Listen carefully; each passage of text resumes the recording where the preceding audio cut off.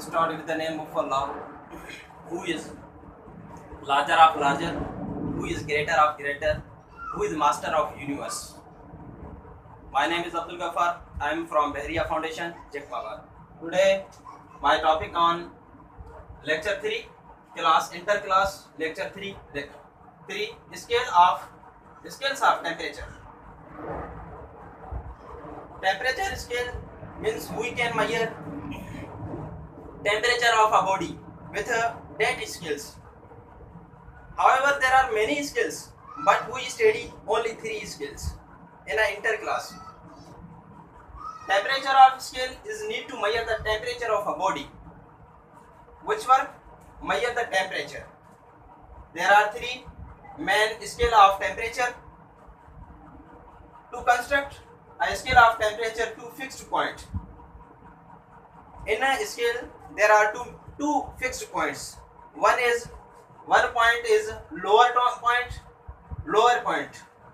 First fixed point is freezing point called lower point. What are called lower point? That point is a water point. The second fixed point is a boiling point of water called upper point. Lower point is freezing point and upper point is boiling point of that scale. So, however many scales: Celsius scale, Fahrenheit scale, Kelvin scale. Raymond scales, Rankine scale, and other are many scales. But scales are nowadays are digital scales. But first of all, some are classical scale, some other are digital scale. But we have a Celsius scale. One is a Celsius scale, which lower fixed point is 0 degree. Its symbol is C. Lower fixed point is 0 degree. It have upper fixed point is 100 degree. Each it have 100 equal parts. Each part is equal to 1 degree. But 100 divisions, 100 parts or divisions, equal parts. Each part is equal to 1 degree. Another scale is Fahrenheit scale.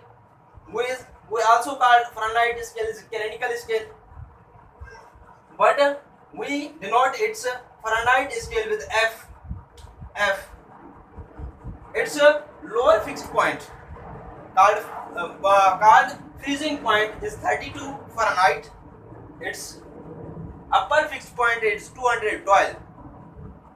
But it have 180 equal parts. 180 equal parts of Fahrenheit scale. Kelvin scale, this third number scale. Kelvin is denoted by K.